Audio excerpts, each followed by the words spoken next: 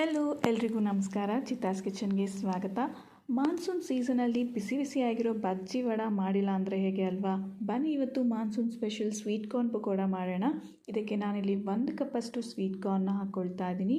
ಹಾಗೆ 2 ಈರುಳ್ಳಿ, ಹಾಗೆ 2 ಹಸಿಮೆಣಸಿನ್ಕಾಯಿ, ಸ್ವಲ್ಪ ಶುಂಠಿ, ಸ್ವಲ್ಪ ಕರಿಬೇವು, ಸ್ವಲ್ಪ ಜೀರಿಗೆ, 2 ಸ್ಪೂನಷ್ಟು ಅಕ್ಕಿ ಹಿಟ್ಟು, ಹಾಗೆ 1 ಸ್ಪೂನಷ್ಟು ಮೈದಾ ಹಿಟ್ಟು, 2 ಸ್ಪೂನಷ್ಟು ಕಡಲೆ ಹಿಟ್ಟು, ಇಷ್ಟು ಹಾಕಿ 1 ಟೈಮ್ ಚೆನ್ನಾಗಿ ಮಿಕ್ಸ್ ಮಾಡ್ಕೊಳ್ಳೋಣ. ಈಗ ರುಚಿಗೆ ತಕ್ಕಷ್ಟು ಉಪ್ಪು, ಸ್ವಲ್ಪ ರೆಡ್ ಚಿಲ್ಲಿ ಪೌಡರ್, 2 ಸ್ಪೂನಷ್ಟು ಕರ್ಡ್ನ ಹಾಕಿ ಚೆನ್ನಾಗಿ ಮಿಕ್ಸ್ ಮಾಡ್ಕೊಳ್ಳೋಣ. ಈಗ ಗ್ಯಾಸ್ ಮೇಲೆ ದಪ್ಪ ಬಾಣಲಿ ಇಟ್ಟು ಎಣ್ಣೆ ಬಿಸಿ ಆದಮೇಲೆ ಹಿಟ್ಟನ್ನು ಎಣ್ಣೆಗೆ ಬಿಡೋಣ. ಚೆನ್ನಾಗಿ ಮೀಡಿಯಮ್ ಫ್ಲೇಮಲ್ಲಿ ಕುಕ್ ಮಾಡ್ಕೊಳ್ಳೋಣ.